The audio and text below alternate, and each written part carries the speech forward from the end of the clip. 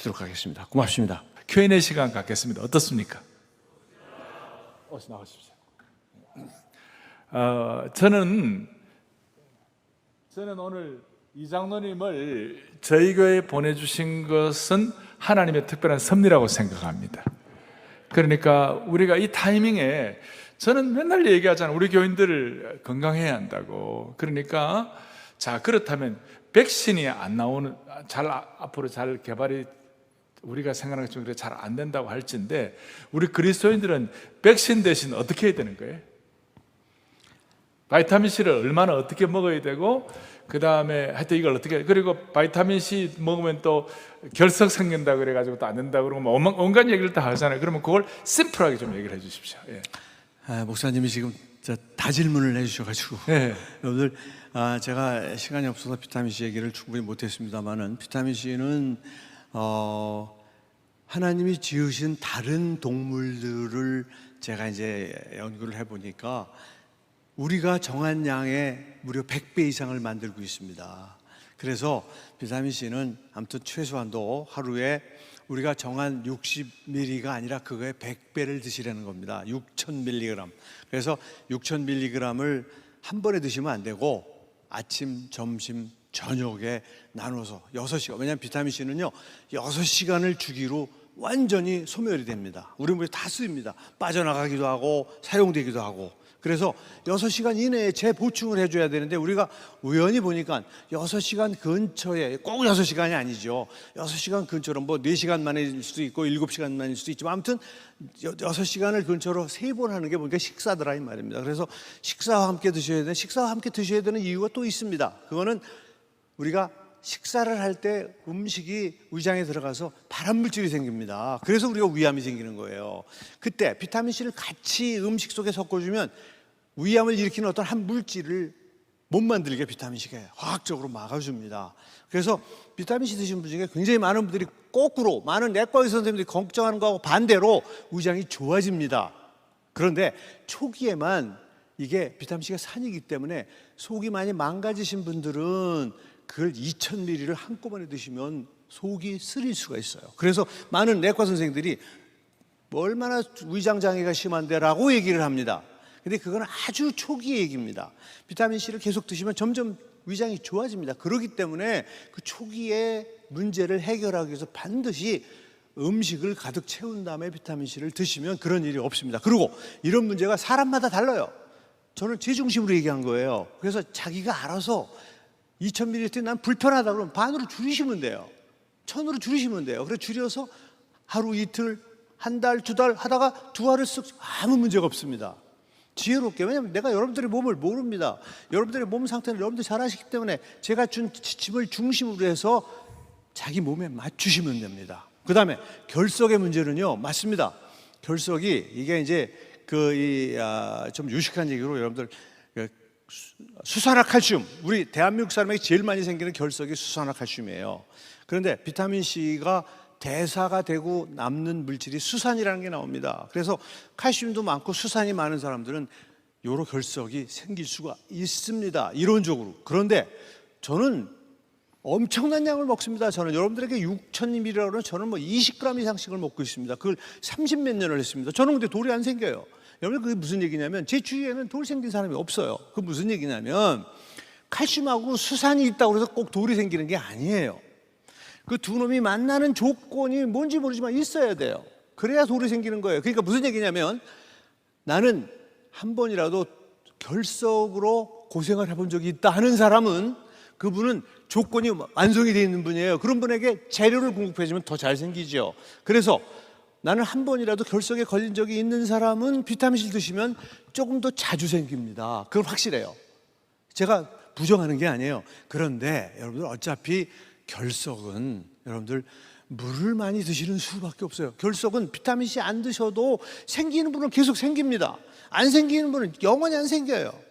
그러니까 생기는 분들은 비뇨기과 아주 유능한 의사들 얘기하면 어쩔 수 없습니다. 그렇다고 밥 먹는 걸 밥을 굶어야 해. 그러면 안 생깁니다. 밥 굶으면 굶어 죽죠. 그죠? 그러니까 공간이 있었으면 좋겠다. 그래서 이 아이들이 자라나서 브라질을 이끌어갈 수 있는 브라질 내 다른 도시에 비해서는 감염 상황이 심각하지 않다는 것도 고려했습니다. 정말 지혜롭게 조심하면서 잘 방역 수칙을 지켜가면서 이렇게 열심히 할 수 있는 모든 최선으로 간다면 하나님께서 또 인도해 주시고 길을 열어 주실 거라는 그런 믿음으로 가게 되었어요. 중동권 국가에서 문화사역을 하는 제이 선교사. 5달 만에야 현지로 가는 특별 기편이 마련됐습니다. 제이 선교사는 그간 사역의 공백을 이제라도 메울 수 있게 됐다며 반겼습니다.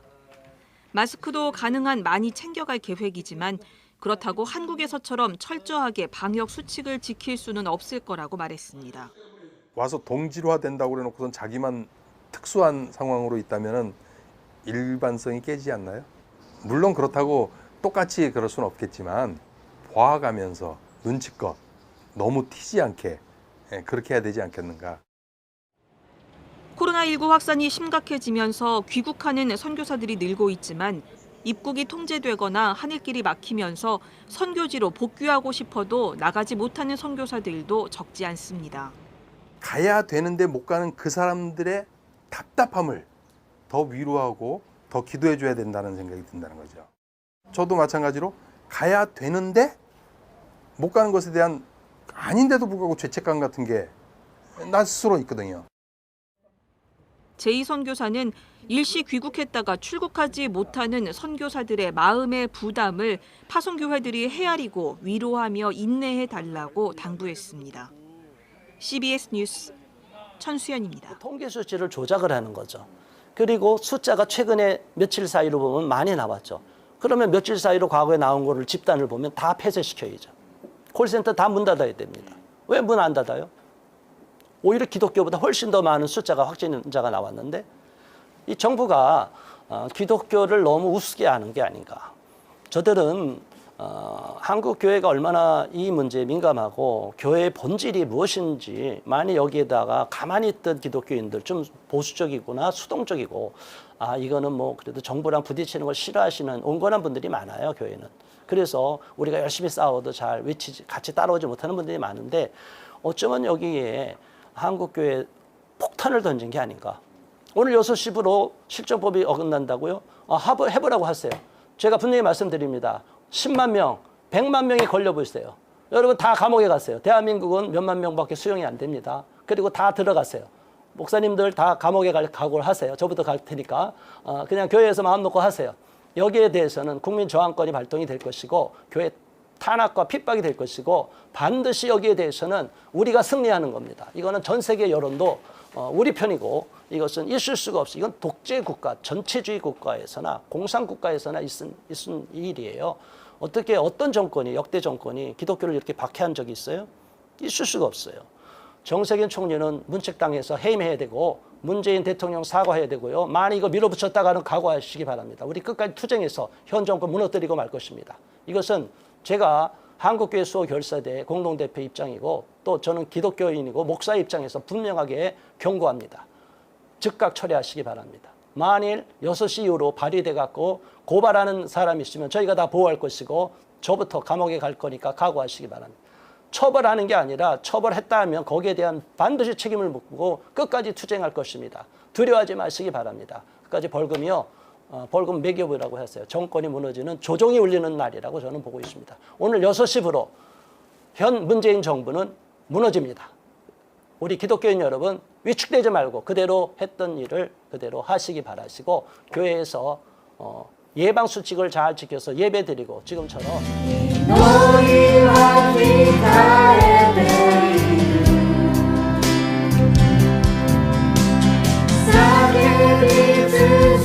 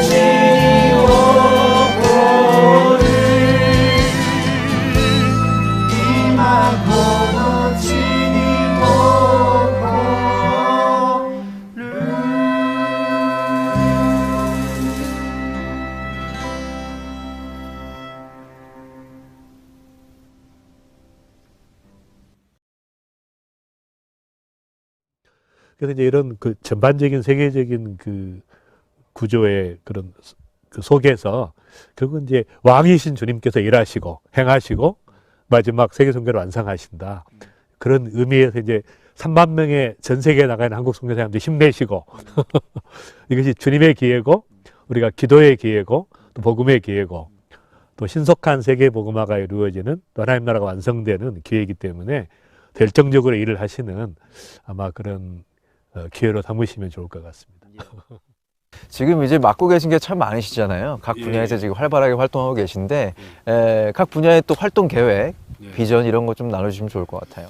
저는 이제 뭐 제 개인의 뿐만이 아니라 영적인 그 르네상스가 일어나야 된다고 생각을 해요. 왜냐하면 모든 그리스도인들이 이제는 가지고 있는 모든 주님이 주시는 재능들을 발휘해서 그래서 제가 이제 사실은 제가 이제 본업은 저는 사실 목회예요. 제가 목회한 지가 오래됐습니다. 그리고 이제 세계 선교 1년에 100번씩 비행기 타고 한 27년을 다녔어요. 그러니까 선교 현장에 선교 다니면서 이제 복음을 전하고 그런 또 의료 봉사를 제가 의사이기 때문에 또 이제 병원을 통해서 치유 공동체를 이루고 또 비즈니스를 통해서 이제 BAM이라는 비즈니스 선교를 하고 또 대학과 학교와 이런 모든 또 새로운 시대의 또 교육에 맞는 이제 그런 걸 하다 보니까 제가 이제 할 말이 많은 거예요. 말하자면 모든 성도들이 이제는 내 영역 속에서 빛을 발하면서 하나님이 내게 주신 은사를 가지고 정말 전 세계에 영향력을 미치는 또 하나님 나라의 복음을 전하는데 쓰임받는 이제 그런 식으로 제게 주신 은혜들이 있기 때문에 이걸 좀 펼쳐갈 수 있고 또 많은 분들에게 격려할 수 있는 이제 그게 이제 멘토링하는 역할이 제 역할이 아닌가 싶습니다.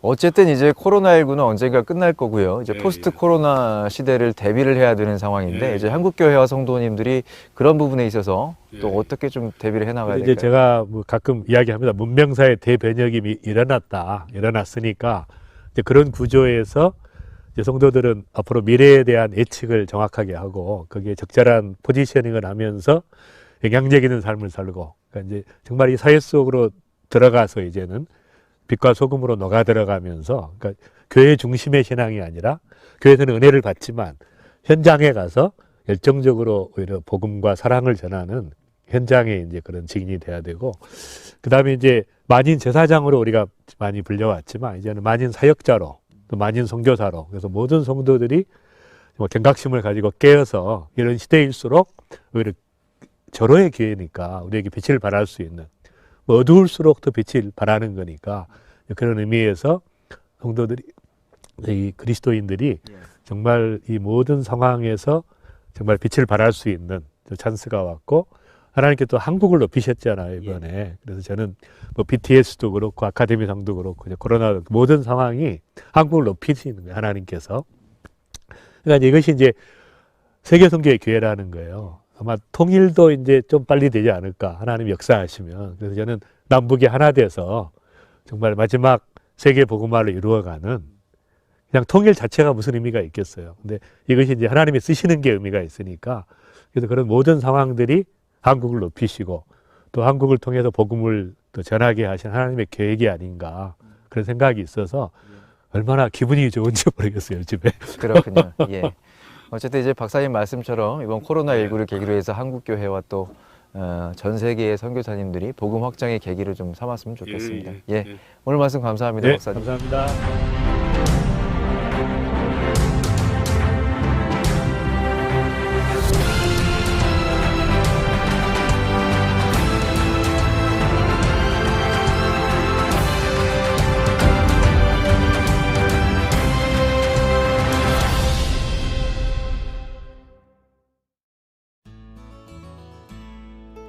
미 서부 개척 시대의 광활한 대자연을 품은 땅 애리조나. 장엄하면서도 신비로운 풍경들이 가득한 이곳은 세상에서 가장 아름다운 자연의 파노라마를 볼 수 있는 곳입니다. 끝도 없이 펼쳐지는 황량한 사막, 그리고 그 길 끝에서 만난 사람들. 자연에서 살아가 자연을 닮은 순수한 이들이 모여 사는 곳.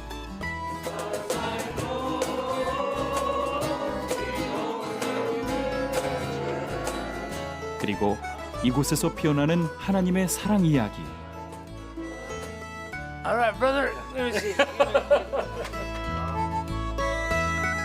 척박한 땅에서 솟아나는 생명의 이야기들을 지금 만나봅니다.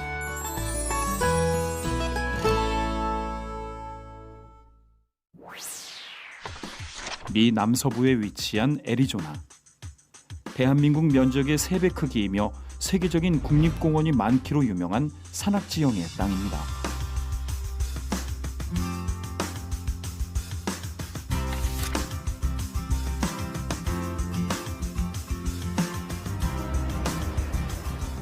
is powerful and effective.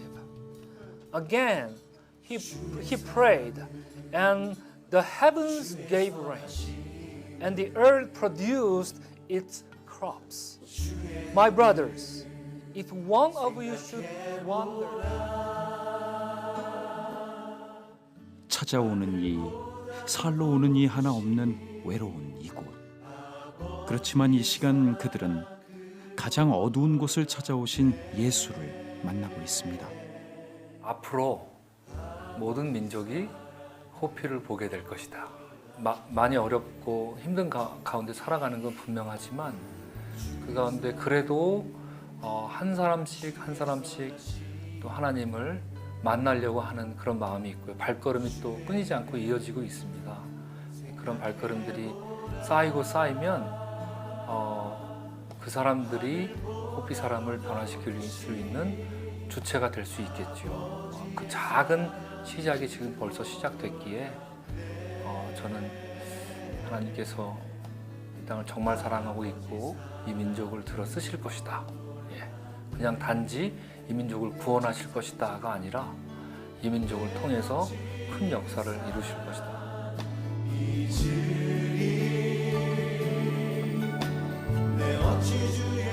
오늘도 임태일 선교사는 또 하나의 십자가를 만듭니다.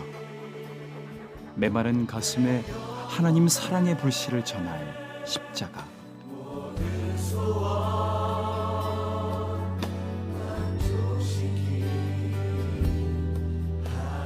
그리고 이 십자가를 통해 그들의 가슴에 사랑의 꽃이 피어나길 오늘도 기도합니다.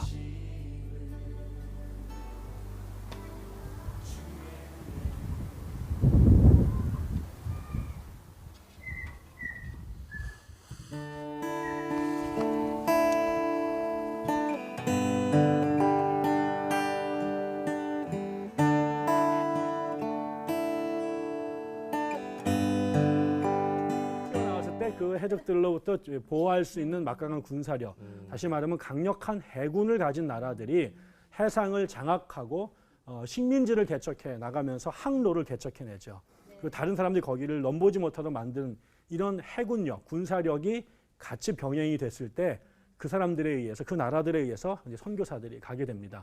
그러면서 이제 선교의 역사를 보면 그 교회 역사에서 힘이 어느 나라에 있었는가, 그 나라의 힘들이 어떻게 움직였는가도 파악할 수 있는 거죠. 그런 얘기를 먼저 이렇게 끄집어내고, 우리가 그렇다면 이 개신교의 선교 역사가 어떻게 시작됐을까? 우리가 지난 수업 시간에도요 조금씩 얘기를 좀 다루긴 했었어요. 종교개혁 할 때도 좀 다뤘고, 또 지난번에 경건주의 얘기할 때 조금 다뤘습니다. 근데 그래서 이제 19세기로 오면 본격적으로 되는데, 그럼 그 전까지 얘기를 먼저 잠깐만 이제 살펴보도록 하겠습니다. 여러분이 그 지난번에 강의했던 종교개혁사를 좀 기억해 보시면, 종교개혁자들은 그게 특별하게 선교에 관심이 별로 없었습니다. 왜 기억나세요? 왜였죠? 왜 그랬을까요? 왜였지? 다시 말씀해 주세요. 저는 모르지만 네. 제 생각은 종교개혁자분들은 그 잘못됐다고 그전 그 방침이 잘못됐다고 생각해서 네. 그게 퍼지는 게 싫지 않았을까요? 굉장히 설득력이 있는데 근거는 없는 얘기입니다. 전혀 없나요? 근데 그럴듯한데요? 그렇죠. 그럴듯한데 기본적으로 분명히 그런 뜻도 있었을 거예요. 그래서 그 당시 부패했던 카톨릭의 영향력 확산되는 것을 싫어했기 때문에 그런 게 내면적으로 있을 수 있었지만 가장 기본적인 것은 그 당시에는 두 가지를 설명할 수 있는데, 중세 시대 때는요 태어나면 그 종교, 그 지역의 종교가 자기의 종교가 됐어요. 제가 지난번에 우리가 그 정교 분리 얘기를 하면서 사람이 처음으로 19세기에 18세기에 와서야 자기가 믿고 싶은 종교를 마음껏 선택할 수 있었다. 얘기를 했죠. 그 전까지는 종교가 주어졌어요. 내가 불교 국가에 태어나면 불교 신자가 되는 거고 내가 무속인의 자녀를 태어나면 그 영향 속에 자라게 되고 지금은 우리가 가고 싶으면 가고 안 가고 싶으면 안 가고 하지만 이게 이루어진 건 아직 근래 일이고요.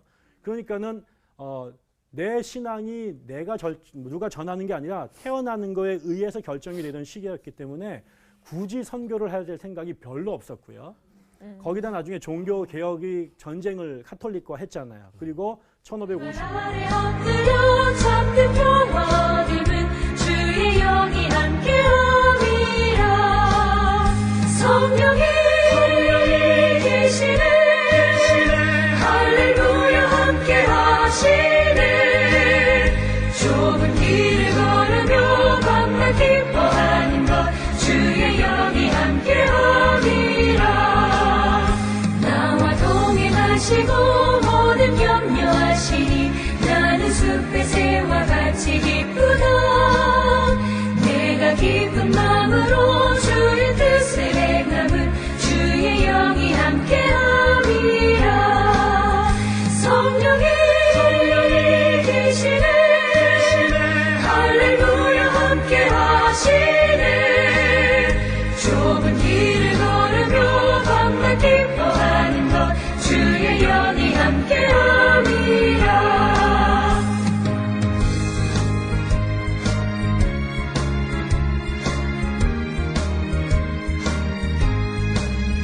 세상 모든 욕망과 나의 모든 정욕은 십자가의 힘이 못을 박았네 어두운 밤이 지나고 무거운 짐 졌으니 주의 영이 함께함이라 성령이 계시네 할렐루야 함께하시네 좋게 하시네 좁은 길을 걸으며 밤낮 기뻐하는 것 주의 영이 함께함이라 전에 죄에 빠져서 평안함이 없을 때 예수 십자가의 공로 힘입어 그 발 아래 엎드려 참된 평화 얻음은 주의 영이 함께함이라 성령이 계시네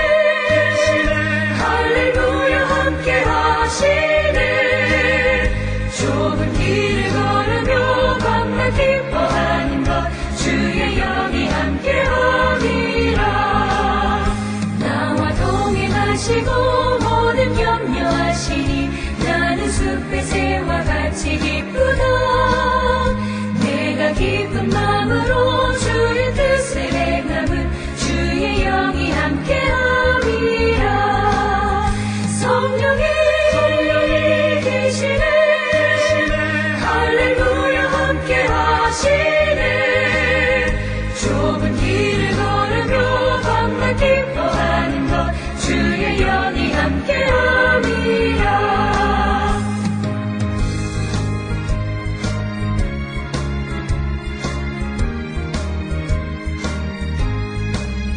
세상 모든 욕망과 나의 모든 정욕은 십자가의 힘이 못을 박았네 어두운 밤이 지나고 무거운 짐 졌으니 주의 영이 함께함이라 성령이 계시네 할렐루야 함께하시네 좁은 길을 걸으며 밤낮 기뻐하는 것 주의 영이 함께함이라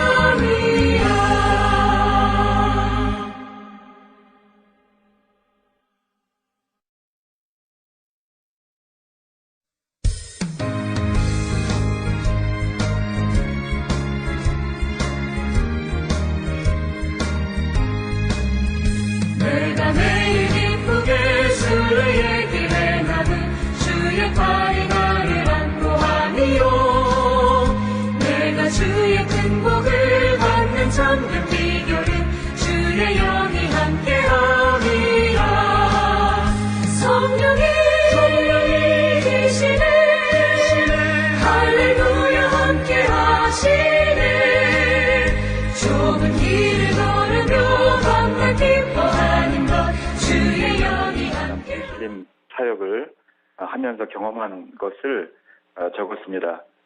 아시다시피 전통적인 선교사의 접근 제한 지역이 점점 늘어나고 있죠. 그럼 어떻게 남아있는 지역에 효과적으로, 전략적으로, 지속적으로 복음을 전할 수 있겠는가? 저는 그 전문 활동을 통한 사역이 거의 유일한 대안이라고 생각합니다. 그래서 부족하지만 제 책에서 어떻게 전문 활동 사역을 할 수 있는지 일반적인 내용부터 실무 내용까지 소개하였습니다. 네, 책 속에 앞서 말씀하신 현장의 현실이 더욱 잘 담겨 있으리라고 생각되는데 성교사님 어떻게 생각하십니까? 예. 제가 주로 사역을 하고 있는 지역이 북아프리카거든요. 아랍 무슬림들이죠. 가장 강력하게 복음에 저항하고 있는 최전방 지역이라고 생각합니다. 해마다 많은 선교사님들이 바울 같은 선교사의 꿈을 안고 열정을 갖고 입국을 하십니다. 뿐만 아니라 여러 선교사님들이 또 해마다 추방을 당하고 있습니다. 제가 있었던 모로코에서 2010년에는 한 100여 명 이상이 선교사님들이 추방당했습니다. 알제리에서도 해마다 한두 번씩 추방당하고 있는데요. 그 이유는 현지인 전도입니다. 하지만 선교사님들이 이슬람, 이 아랍 사회에서라도 정상적인 사회생활을 하면서 복음을 자연스럽게 나눈다면 절대로 추방당할 일은 없습니다. 말씀하신 이러한 이유 때문에 전문인 선교가 더욱 중요하다는 말씀으로 이해도 되겠습니까? 예, 그렇죠. 마지막 남은 미전도 종족 지역. 저는 이제 최전방 지역이다 이렇게 부르는데 이런 지역에서 복음을 전하기 위해서는 전문 활동을 통한 사역이 거의 유일한 방법이라고 생각합니다. 전문 활동에는 비즈니스, 자영업, 의료, 교육, 또 공무원 제한적이지만 파견원, 그리고 NGO 활동 등 거의 모든 종류의 사회활동이 포함된다고 생각합니다. 저는 처음에는 대사관 직원으로 7년간 일도 하였고요. 컨설팅 회사도 운영했습니다. 일하면서 자연스럽게 복음을 전하고 제자 삼고 지하교회를 개척했습니다. 저는 태권도도 조금 해서 5단인데 틈틈이 태권도도 가르치며 복음을 전하게 됐고요. 제 아내는 패션 디자이너 출신인데 아트 스튜디오를 운영하면서 여성들에게 미술을 가르치면서 동시에 복음을 전했습니다. 요즘에는 교육선교, 학습지를 통한 교육선교에 매진하고 있는데요. 어린이들 전도하는 프로그램, 그리고 또 비즈니스로 이곳에서 9개 식당을 운영하면서 현지 교회 지원을 최우선으로 사역을 하고 있습니다.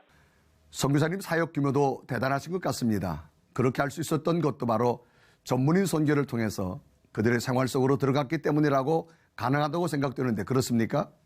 예, 그렇죠.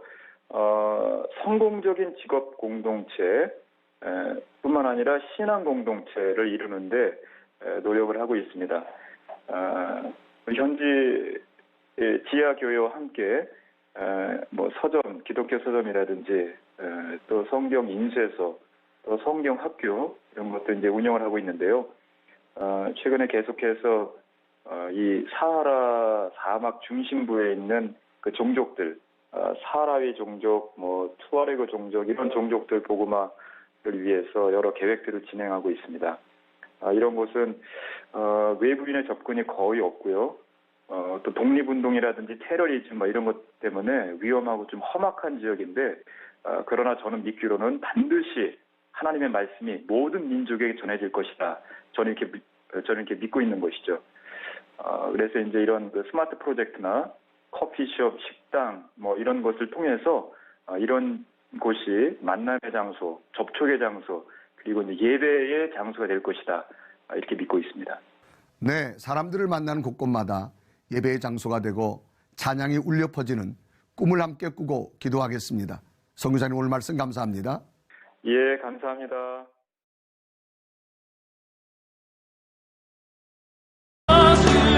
온 세상 가득하게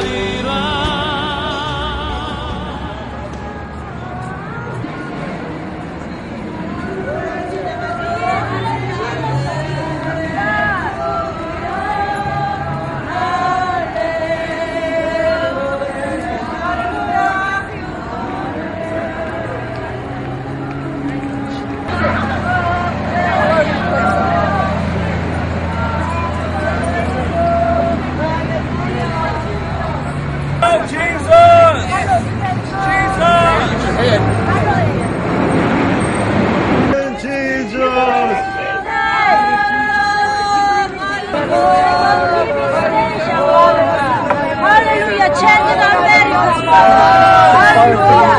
Holy Spirit, we wait to your fire, Father God. Send us your fire. Hallelujah, thank you, Father. Come to you, Father God. Hallelujah, thank you, Lord. We're here in Hollywood, and we're out here reaching people with the gospel of Jesus Christ on the Valentine's Day 2009. And we're getting ready to have a performance, praise God, with these beautiful ladies that are going to sing and dance, hallelujah. And we're here to reach people for Jesus Christ, lift up Hollywood, and make Hollywood become Holywood, in Jesus' name. We're just out here doing God's work. It's not for our glory, it's for His glory. We're just the messengers, we're just the instrument for His benefit, for His everything. I just want to say that. Okay.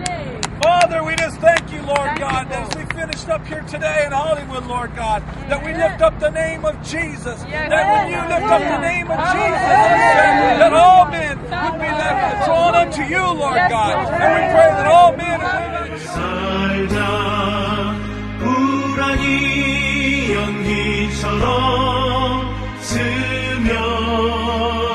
스며들어도 주 안에 사는 마음 기쁨 넘치네 주 안에 사랑 있네 주 안에 설정 주 안에 소망 있네 주 안에 살자 공포로운 성장파도 위로 덮쳐도 주 안에 사는 마음 평화 넘치네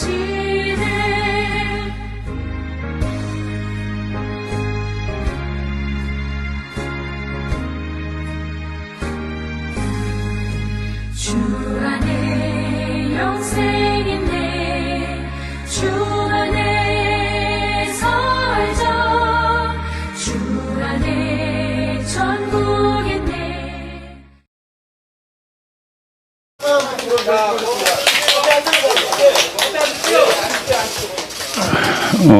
지금부터 사랑제일교회 정광 목사님의 입장 발표가 있겠습니다. 존경하는 국민 여러분, 저와 저희 교회를 통해서 여러분들에게 많은 근심을 끼쳐드린 것에 대해서 죄송하게 생각합니다. 이번에 일어난 이 모든 총체적인 전체 이유는 우리가 지난 1년 동안 광화문 이승만 광장에서 수천만 명의 국민들이 모여서 문재인 대통령에게 요구한 것이 있습니다. 국가 부정에 대하여 1948년 8월 15일 건국을 인정할 수 없다. 대통령이 뭔데 국가를 부정하냐는 거죠. 그리고 동계올림픽에서 간첩의 왕인 신영복에 대해서 미국의 펜스 부통령을 앞에 앉혀놓고 일본의 아베를 앉혀놓고 내가 가장 존경하는 한국의 사상가라고 말한 것에 대해서 국민들 앞에 사과 한번 해달라는 거죠. 그 사과해주면 우리는 광화문 집회고 뭐고 그만두겠다. 사과 안 하려면 물러나라. 대통령께서 떠나라는 거죠. 왜? 국가를 부정하고 대한민국의 헌법을 부정하면서 대통령을 할 수 있겠습니까?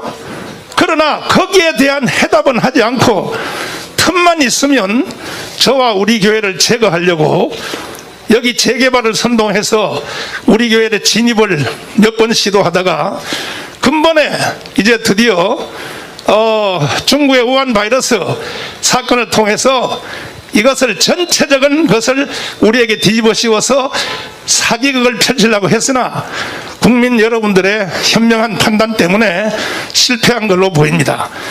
여기에 관한 자세한 내용은 앞으로 우리 변호인단들이 자세히 설명을 하도록 하겠습니다. 지금 심지어 평화나무라고 하는 단체에서 우리 동네 주위에 있는 상가들을 와서 선동을 하면서 사랑제일교회 여기 못 있게 해야 된다 하고 선동하고 다니는데, 그와 같은 불의한 짓은 결코 오래가지 못합니다. 그리고 이미 벌써 우리는 건국 후 70년 동안 자유민주주의, 자유시장경제를 누려왔기 때문에 그 누구도, 어떤 단체도, 대통령도, 주사파도 대한민국의 체제를 바꾸는 것은 실패할 것입니다. 지금 특별히 언론인들이 지금 문재인 편에 서서 저를 타격하는 데 다 앞장서 계시는데, 막상 여러분 시간이 지나 보십시오. 독일의 히틀러가 독일을 선동할 때에 온 국민들이 다 넘어갔습니다. 언론도 넘어갔습니다. 성직자도 99% 다 넘어갔습니다. 그러나 보네프 한 사람이, 보네프 신학자 목사님이 이거는 아니다 하고 하다 결국 순교당했습니다. 그러나 머지않아서 독일 국민들은 우리가 히틀러에게 속았구나 하는 것을 알게 되었고, 그리고 보네프 목사님의 주장이 맞았다는 걸 알게 되어서 그 후에 빌 브란트나 아이데아노를 통해서 반나치법을 만들어서 나치를 찬양, 고무 동조하는 사람은 어김없이 지금도 처벌하고 있습니다. 존경하는 국민 여러분, 절대로 주사파와 문재인과 국가 부정, 낮은 단계 연방제를 통하여 대한민국을 해체하고 북한으로 가려고 하는 이들의 선동에 속지 마시기를 바라고, 저는 앞으로 한 달 동안의 기간을 주겠습니다. 문재인 대통령에게, 국민에게 사과하십시오. 다시 말해서, 다시 요약하면 국가 부정, 그 다음에 낮은 단계 연방제라고 하는 이 거짓 평화 통일 주제를 가지고 국민들을 속이는 행위를 계속한다면 한 달 동안 제가 지켜보다가 한 달 후부터 나는 목숨을 그야말로 던지겠습니다. 그때 가서는 저는 순교할 각오가 되어 있습니다. 존경하는 국민 여러분, 저는 정치가도 아니요, 또 사회운동가도 아니요, 저는 어떠한 무슨 사회를 이끌 그럴 만한 사람도 못 됩니다만은 단지 교회와 한국 교회를 이끌고 있는 선지자 중에 한 사람입니다. 선지자들은 이해 타산 따지지 않습니다. 또 국민들이 좋아하든지 안 좋아하든지 관계없습니다. 이것이 아닌 것은 아닌 것이고, 하나님과 역사와 진리 앞에 잘못된 것은 국민들일지라도 책망을 하는 것이 선지자가 해야 될 일이고, 그 모든 결과는 수백 년, 수천 년이 지난 뒤에 평가를 받는 것이 선지자들이 하는 일입니다. 그래서 제가 하는 말에 그 단문장입니다. 다른 거 아무것도 없습니다. 문재인 대통령의 국가 부정, 핵심적인 말로 말하면 48년 8월 15일 건국을 인정할 수 없다, 여기에 대해서 사과하는 거죠. 그 다음에 대한민국을 해체하고 일국가 이체제를 통하여 북한으로 가려고 하는 그 시도를 중지하라는 거죠. 그겁니다. 바로 거기에 대해서 대답을 하시지, 자꾸만 다른 바이러스 이런 걸 가지고 자기가 하려고 하는 그 범죄 행위를 감추려고 하지 마시기를 바라고, 국민 여러분들도 절대 속지 말기를 바랍니다. 감사합니다. 예, 이상으로 정광훈 목사님의 입장 발표를 마치겠습니다. 나머지 그 자세한 내용들은 우리 변호사님들에게 질문을 하시면 자세히 대답해 주실 것입니다. 감사합니다. 힘내십시오. 응원합니다. 예, 혹시 질문할 게 없으면 이상으로 마치도록 하겠습니다. 예, 감사합니다. 감사합니다.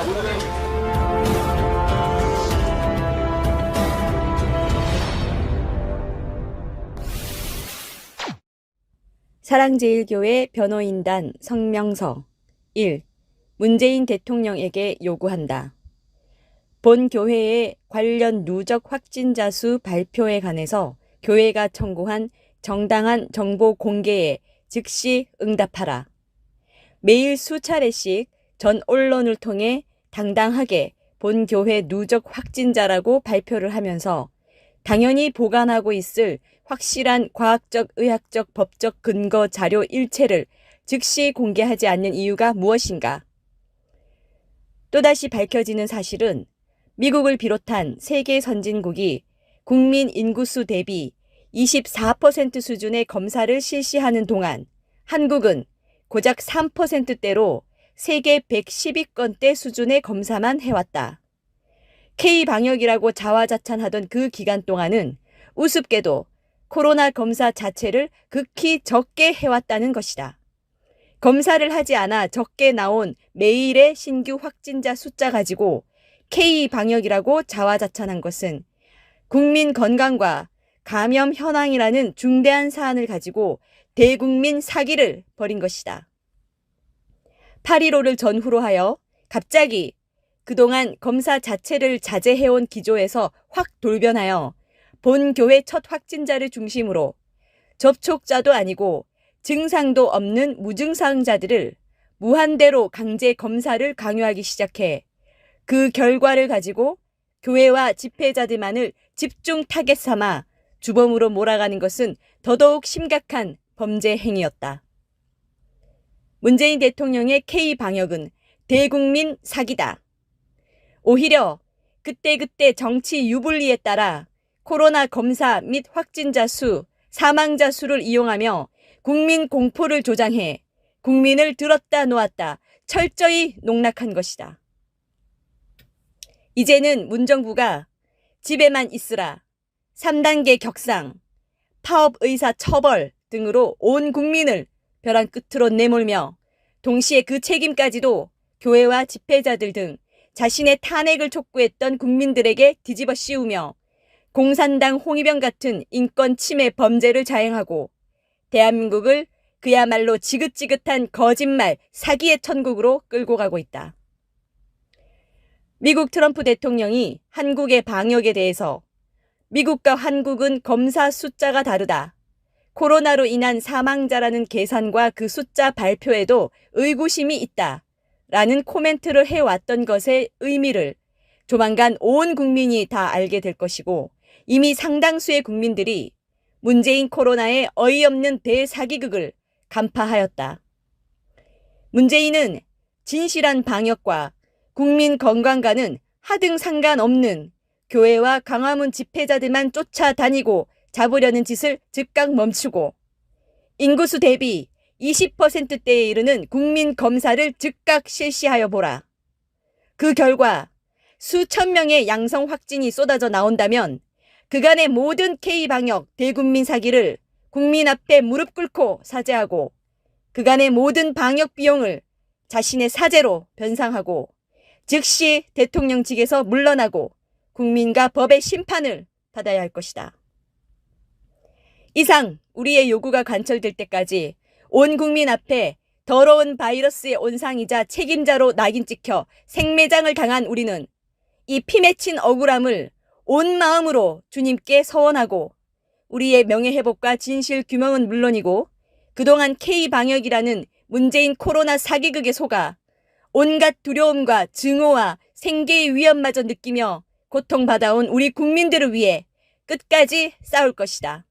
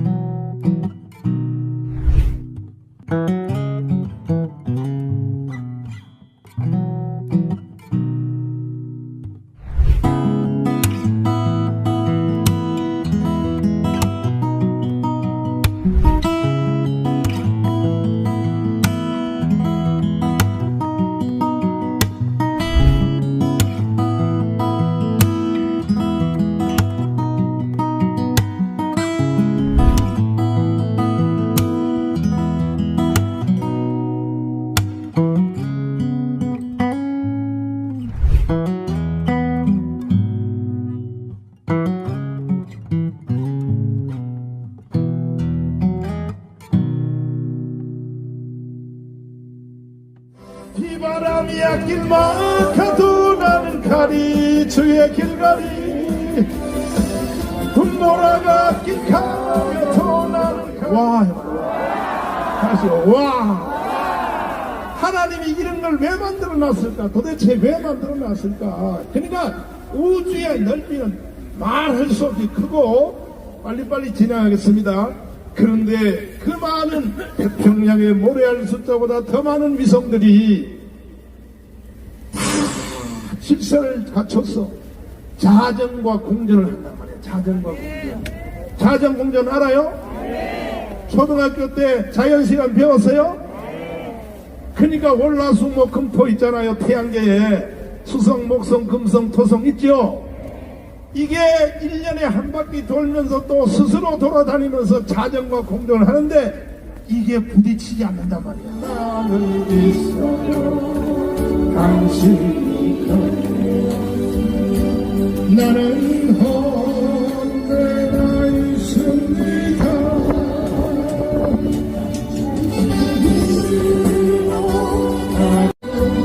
나는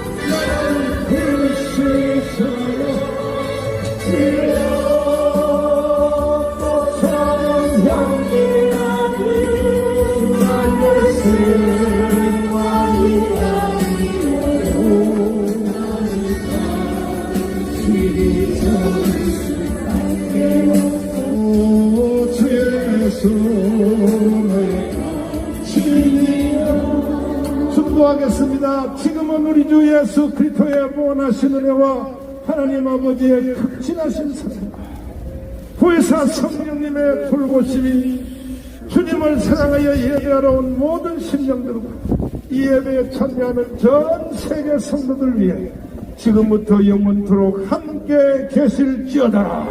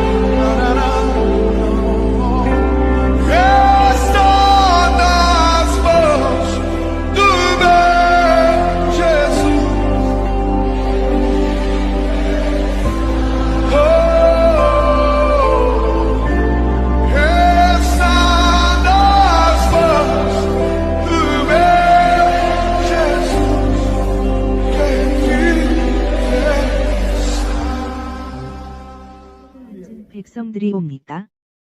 아니 오면 궁궐과 의회에 모여 앉은 대신들이 옵니까? 또한 역사를 되짚어 살펴보건대 과연 이 나라를 도탄지고에 빠뜨렸던 자들은 우매한 백성들이었사옵니까? 아니 오면 제2득의 눈먼 탐관오리들과 무능력한 조정의 대신들이었사옵니까? 하여 경자년 여름 간신히 쥐떼처럼 창궐하여 역병과도 같으니 정책은 난무하나 결과는 전무하여 허망하고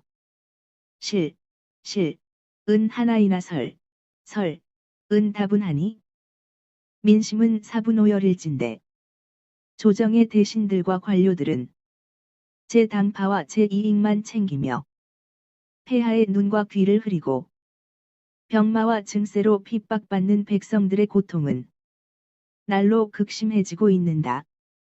소인이 피를 토하고 뇌수를 뿌리는 심정으로 백성의 일기 안에 상생하시며 역사의 기록 안에 영생하시옵소서.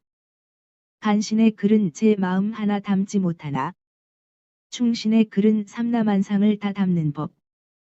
소인의 천한 글재주로 일필휘지하지 못해 삼라만상을 담지는 못하였으나 우국 충정을 담아 피와 눈물로 대신하오니 다만 깊이 헤아려 주시옵소서. 2020년 8월 인천 앞바다에서 진인 조은산 삼가 올립니다. 예비된 돌이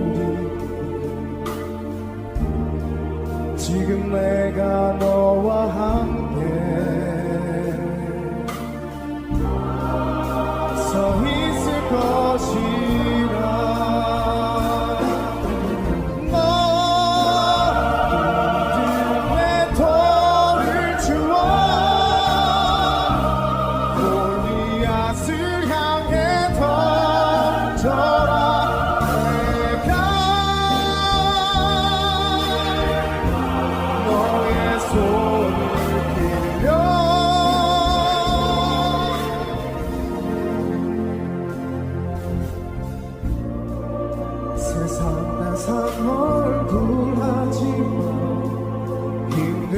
죽겠다 언어를 바꿔라. 오늘 내가 이곳에서 너와 함께함을 똑똑히 보라.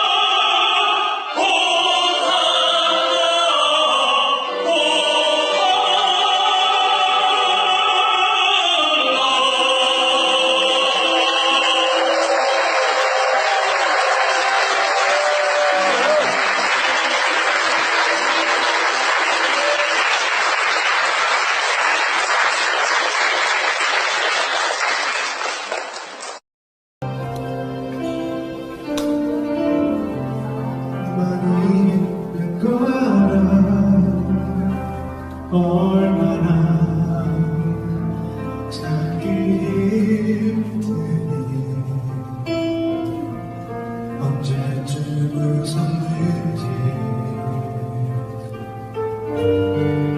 기억은 있니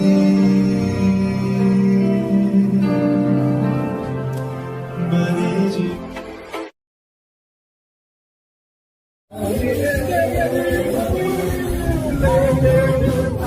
가 끝난 다음에 통계를 보면 어떻게 전국이 이렇게 똑같으냐, 어떻게 이렇게 똑같은 비율을 하느냐, 왜 서울은 3표를 얻은 미래통합당 QR코드에 1번, 2번에 정확한 비율을 결정해서 넣은 겁니다. 그것이 서울은 67대 33입니다. 3표 가운데 1표를 가져오는 훔치는 조작값대로 67대 33으로 프린트를 해서 사전투표 현장에 방문한 사람들이 자신의 의도와 관계없이 찍도록 하게 되면 결정이 되는 것이죠. 서울은 3표 가운데 네, 제가 요 정세균님 거거든요. 4년 전 20대 총선. 얘는 값이 멀쩡해요. 3.61. 예. 그러니까 아무리 물론 신뢰 구간에서 2.58을 절반이 아니라 뭐 3분의 2는 다 가져간 거죠. 위에 이게 3분의 2 같지는 않은데 이게 3분의 2를 가져간 것처럼 나와요. 야, 대단하네. 이걸 가지고 제가 손계산을 이 관련 내용이 이제 궁금하신 미터라고 하고 표준 편차가 뭐 20cm라고 하면 1시그마는 뭐 이제 뭐 1.8에서 2.2 뭐 이런 식이고 뭐 2시그마면 2.4m, 3시그마는 2.6m 이런 식으로 계산하면 6시그마가 되면 3.2m가 됩니다.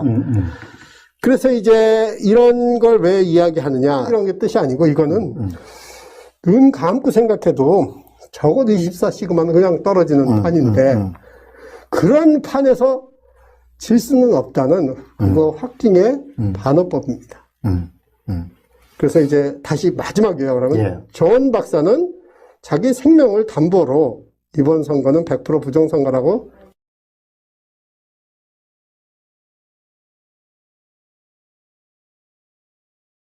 선언하였습니다. 너와 함께함을 똑똑히 보라.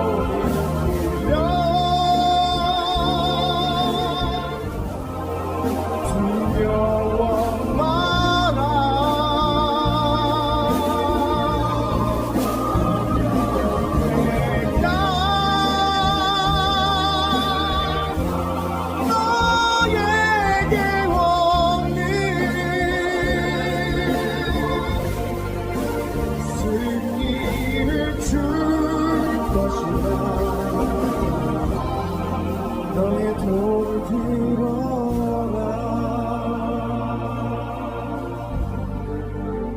승리를 줄 것이라.